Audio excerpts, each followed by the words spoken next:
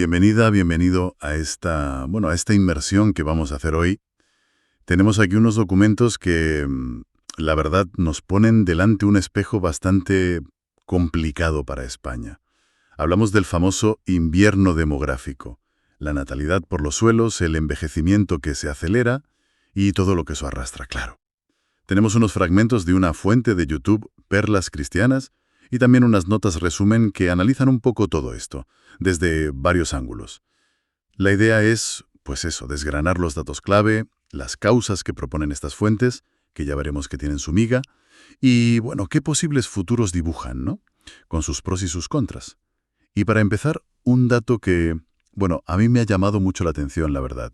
Según dicen estos papeles, en los próximos 10 años, por cada 3 personas que se jubilen, solo una persona joven entrará a trabajar para sustituirlas. 1 a 3. Es una proporción que asusta un poco, ¿eh? Vamos a ver qué significará esto. Exactamente. Y es que los materiales que tenemos van más allá de las cifras puras y duras. Tocan la economía, claro, pero también la estructura social, la cultura, incluso, fíjate, principios legales que nos afectan a todos. Vamos a intentar ver cómo conectan todo esto las fuentes que estamos analizando.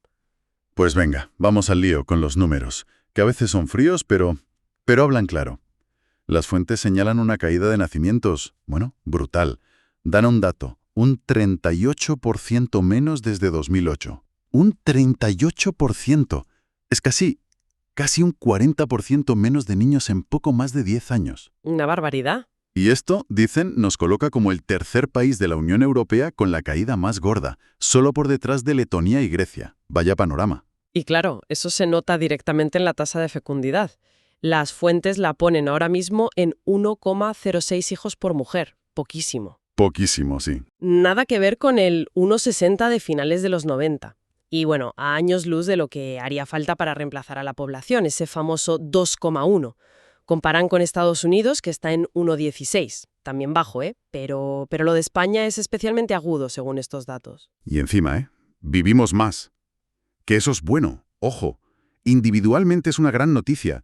La esperanza de vida roza los 84 años de media. Sí, 86,6 las mujeres, 81,3 los hombres, de las más altas del mundo. Pero claro, si juntas eso, vivir más, con que nacen poquísimos niños, pues el resultado es que la población envejece a toda velocidad. La edad media ya está casi en 46 años, 45,9 para ser exactos, según los datos. Es mucho. Muchísimo. De hecho, una de las fuentes, la de Perlas Cristianas, usa una frase fuerte. Dice que es una población muy mayor sin remedio a corto plazo. Porque darle la vuelta a eso llevaría décadas. Claro, es que no se arreglan 2 días. Y eso se ve muy bien en lo que llaman el saldo vegetativo. Ajá. Los datos que aportan para la primera mitad de 2025, mira, 193.000 muertes frente a solo 155.635 nacimientos. Madre mía. Sale un negativo de más de 63.000 personas en 6 meses. Solo por la diferencia entre los que mueren y los que nacen. O sea que sin contar inmigración ni nada, perdemos población. Exacto. Si proyectas eso, serían más de 630.000 personas menos en 10 años solo por esta diferencia. La dinámica interna es muy negativa, sí. Volvamos a ese dato del principio, el del relevo en el trabajo, el 1 a 3. Porque las fuentes le dan mucha caña a esto. Y las consecuencias, tela. Las notas que tenemos citan a la Fundación ADECO y detallan las cuentas para los próximos 10 años. A ver, entrarían al mercado laboral potencialmente 1,8 millones de jóvenes. Potencialmente, sí. Pero es que se jubilan, 5,3 millones. La diferencia, así en bruto, ya son 3,5 millones de personas menos. Pero espera, que la cosa no acaba ahí. Las fuentes hacen un ajuste que es clave. ¿Cuál? Dicen, ¿cuántos de esos jóvenes realmente se ponen a trabajar o a buscar curro? La tasa de actividad juvenil, la real, es baja. La sitúan en un 37,8%. Muy baja, sí. Pues si aplicas ese porcentaje al 1,8 millones, el número de jóvenes que de verdad se incorporan como población activa es mucho menor.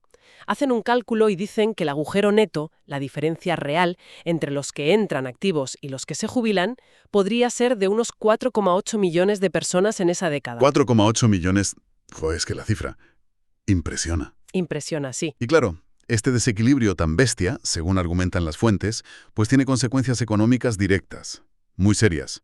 La primera es de cajón, cada vez más difícil cubrir los puestos que dejan los jubilados. No solo faltan manos, es que falta gente con perfiles, con experiencia. Claro. Y la segunda, que es la que preocupa muchísimo a nivel social y sale todo el rato en los papeles. La sostenibilidad de las pensiones. El tema estrella. El argumento es simple. Cada vez menos gente cotizando y encima con sueldos de entrada más bajos para pagar las pensiones de cada vez más jubilados. Y muchos de esos jubilados, además, con pensiones máximas, calculadas sobre carreras largas y sueldos mejores. No salen las cuentas, vamos. Pues no. Las fuentes calculan que harían falta, para mantener el sistema como está, entre 2,5 y 3 trabajadores por cada pensionista. Una ratio que, con estos números que estamos viendo... Pues parece ciencia ficción, la verdad. Muy difícil de alcanzar. Y además, esto no pega igual en todas partes, ¿no? Las fuentes dicen que hay zonas peor. Sí, destacan algunas regiones. Hablan del País Vasco, por ejemplo. Allí dicen que la proporción es aún más bestia. Casi 5 jubilados por cada joven que entra. 5-1. Y también mencionan Castilla y León, con un envejecimiento muy fuerte y además una tasa de actividad de los jóvenes también muy baja. En el caso vasco, señalan que la actividad de los menores de 25 es solo del 27%, 10 puntos menos que la media. Eso lo agrava todo, claro. O sea que el panorama general que pintan las fuentes es como un freno de mano para la economía, ¿no? Sí, un freno estructural. Menos gente trabajando es potencialmente menos producción, menos consumo, menos impuestos para pagar todo. Pensiones, sanidad, educación... Un círculo vicioso, vamos. Difícil de romper, desde luego. Pero fíjate, insisten mucho las fuentes en que esto no es solo de dinero, ni de trabajo. Dicen que va más allá, que afecta a la cultura, a cómo vivimos juntos, a la sociedad en sí. Sí, es interesante eso. La fuente de perlas cristianas usa una imagen muy gráfica, un poco triste incluso. Habla de calles, plazas, parques, colegios que necesitan niños. Y no hay nada peor que ver ancianos y parques vacíos. Uf, es potente la imagen. Sí, es como una llamada de atención a la pérdida de vidilla, ¿no? De una sociedad tan envejecida. Y lo conectan además con un cambio que perciben en los valores. Hablan de una sociedad donde, según ellos, el compromiso, donde el construir familia prácticamente está desaparecido. Señalan que eso hace más difícil que se formen parejas estables, matrimonios, que era donde antes nacían la mayoría de los niños, ¿no? Claro, es una reflexión sobre cómo las prioridades quizá han cambiado, ¿no? Más enfocadas a lo individual, a la carrera, y eso choca con las estructuras familiares de antes. Exacto. Y en esa línea hay un punto que, es controvertido, y la fuente Perlas Cristianas lo dice así, tal cual. Menciona la cifra de casi 1 millón de abortos en España en los últimos 10 años. Ajá. Y aquí es importante decir que la interpretación que hace esa fuente es que esto es un síntoma de no valorar la vida y de rechazarla. Lo ponen como una causa más de la baja natalidad, desde su punto de vista moral, claro. Hay que ser claros en que esa es la visión de esa fuente en concreto. Exacto, hay que subrayarlo. Pero lo interesante, viendo todo el conjunto, es cómo estas fuentes atan tan directamente la demografía con cosas muy profundas, ¿no? Sociales, culturales.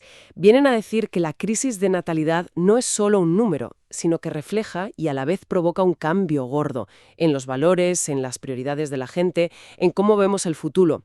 Una pérdida de vitalidad, dicen. Vale, ese es el diagnóstico que hacen.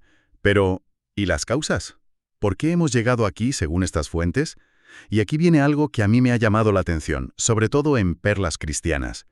Rechazan de plano que la causa principal sea la economía. Sí, es un punto clave en lo que dicen. Argumentan que generaciones anteriores, como los baby boomers, tuvieron hijos con la economía mucho peor, saliendo de una posguerra con muchas más dificultades, así que dicen que echarle la culpa solo a la precariedad actual, al precio de la vivienda, pues que es un error de enfoque, según ellos. Entonces, si no es la pasta, ¿qué es? ¿Dónde ponen el foco? Pues apuntan a factores fundamentalmente culturales y sociales. Y aquí es donde meten una hipótesis muy concreta que, suele generar debate. Relacionan directamente la incorporación de la mujer al trabajo y a los estudios, que ha sido masiva y exitosa, con la caída de la natalidad. A ver, explica eso bien, porque es un tema delicado. Pues mira, lo explican así. Dicen que las madres de la generación del baby boom, que vivieron muchas limitaciones, cuentan lo de no poder abrir una cuenta sin permiso del marido o necesitar autorización para trabajar, cosas que dicen venían de leyes antiguas de origen napoleónico. Sí, sí, limitaciones reales que existían. Pues que esas madres animaron mucho a sus hijas a estudiar, a ser independientes económicamente, a tener la libertad que ellas no tuvieron, y reconocen que eso fue un avance en dignidad y en igualdad para la mujer, por supuesto. Vale. Hasta ahí creo que todos de acuerdo. ¿Y la conexión con los niños? La conexión la ven en la consecuencia, digamos, no buscada. Argumentan que si las mujeres dedican mucho tiempo y energía a su carrera profesional, sea más grande o más pequeña, dice el orador, matiza, pues objetivamente queda menos tiempo o cambian las prioridades respecto a formar una familia grande o incluso tener hijos. Señalan que la caída fuerte de la natalidad en España coincide en el tiempo, las últimas décadas, con esa entrada masiva de la mujer al trabajo fuera de casa. Ya. Y ojo, insisten mucho en que no juzgan si es bueno o malo, ¿eh? Solo describen una correlación que ven y la interpretan como causa principal. Entiendo. Es una perspectiva que pone el foco en las decisiones vitales, en cómo gestionamos el tiempo y las prioridades en un contexto nuevo para las mujeres. Interesante como hipótesis de la fuente. Vale, y ante este panorama tan complicado que describen, ¿qué soluciones o qué caminos se mencionan en los papeles? Pues la vía principal que sale, casi como la solución que ya se daba por hecha hace tiempo, es la inmigración. Ajá. De hecho, citan una frase que le atribuyen a Felipe González en los 90, que cuando le preguntaron por la caída de la natalidad, dijo algo como: «No se preocupen, no hay problema, vendrán inmigrantes y trabajarán». Como si fuera automático. O sea que se reconoce que hace falta inmigración, ¿no? Sí, sí, las fuentes lo dicen claro. Con el agujero demográfico y laboral que hay, la inmigración es necesaria para que la economía funcione y para sostener el sistema. Y subrayan, también importante, la dignidad de todas las personas y que hay que tratar a los inmigrantes con respeto. Pero Siempre hay un pero. siempre hay un pero. A renglón seguido, plantean un montón de complejidades y riesgos si esto no se gestiona, según ellos, de una forma muy concreta. ¿Qué tipo de riesgos ven? Pues se centran mucho en la dificultad de la integración cultural y sobre todo en el posible lío que puede venir de que convivan sistemas de valores y leyes distintas. Hablan de gente que viene de entornos culturales que son estrictos y no son occidentales y que pueden tener valores y filosofías diferentes a las que ellos consideran la base de Occidente, grecorromana y cristiana, dicen. Y eso les lleva a una preocupación más concreta, imagino. Exacto. Lo que más les preocupa, parece, es el riesgo de que se creen sociedades paralelas y, sobre todo, la posibilidad de conflictos o contradicciones legales dentro de España. Ponen un ejemplo que dicen que pasó en Austria. Un tribunal que reconoció la validez de la Sharia, la ley islámica, para resolver líos civiles entre musulmanes que estuvieran de acuerdo. Vaya. Y presentan eso como algo que abre un debate muy gordo. ¿Y por qué les parece tan problemático? ¿Cuál es el meollo del asunto para ellos? Pues el argumento central es que aceptar que se apliquen leyes diferentes según la religión o el origen de la gente rompería un principio que ven fundamental en Occidente, que todos somos iguales ante una única ley. Claro. Tener dos leyes distintas funcionando en el mismo sitio, dicen con bastante fuerza, significa que a la gente se la juzga o se le definen sus derechos de forma diferente según a qué grupo pertenezca. Ponen el ejemplo de las herencias en algunas interpretaciones de la Sharia, que dan partes distintas a hijos e hijas frente a la igualdad que tenemos aquí en las leyes civiles. Ya. Pero mencionaste que el tribunal austríaco igual se basó en que las partes estaban de acuerdo, en el consenso. ¿Qué dicen a eso? Pues cuestionan que el consenso sea suficiente. Recuerdan que muchas limitaciones a las mujeres en el pasado aquí también existían con un supuesto consenso social o legal. Vienen a decir que aceptar hoy leyes que consagran desigualdades, sobre todo de género, aunque sea con acuerdo, podría ser un paso atrás peligroso en avances de dignidad, libertad e igualdad que costó mucho conseguir. La conclusión que defienden a capa y espada es una única ley para todos los que viven aquí. Punto. Es curioso porque hay como una tensión, ¿no? Por un lado, esta advertencia tan fuerte sobre los riesgos legales y culturales si no hay integración bajo una ley única. Pero por otro, Critican a los políticos que meten miedo. Exacto. Al mismo tiempo que dicen todo eso, critican a los políticos que, según ellos, insuflan miedo con la inmigración, exagerando la delincuencia o creando alarma. De hecho, describen escenas normales de convivencia en parques, gente de distintos orígenes compartiendo espacios, sin más. Pero, Otro pero. otro pero.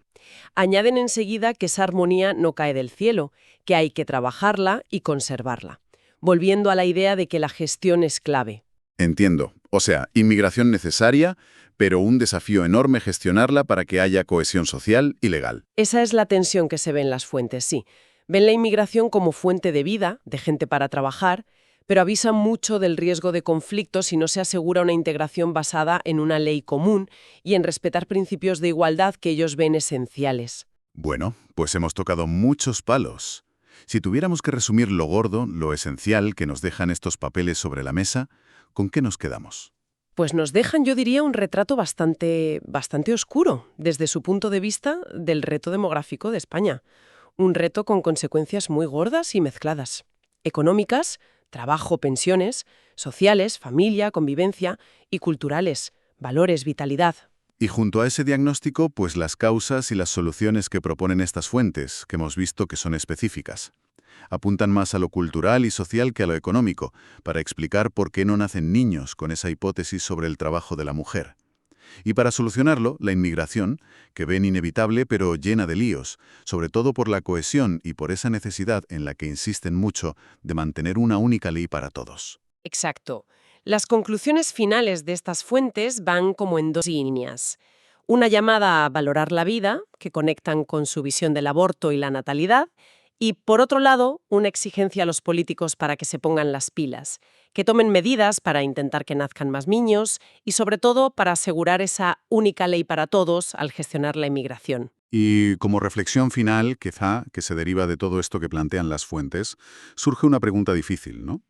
¿Cómo puede una sociedad, la nuestra, encontrar el equilibrio entre las aspiraciones de cada uno, libertad, desarrollarse, la carrera profesional y, por supuesto, la igualdad total de la mujer en todo, y por otro lado, la necesidad de todos como sociedad de renovarnos, de mantener la cohesión, la economía, sobre todo cuando implica navegar cambios culturales tan profundos y gestionar la diversidad de forma que integre, pero sin cargarse principios básicos como la igualdad? Es complicado, ¿eh? Muy complicado. Da para pensar largo y tendido. Sin duda. Un tema con muchas capas. Pues hasta aquí nuestra inmersión de hoy en estos materiales. Gracias por acompañarnos.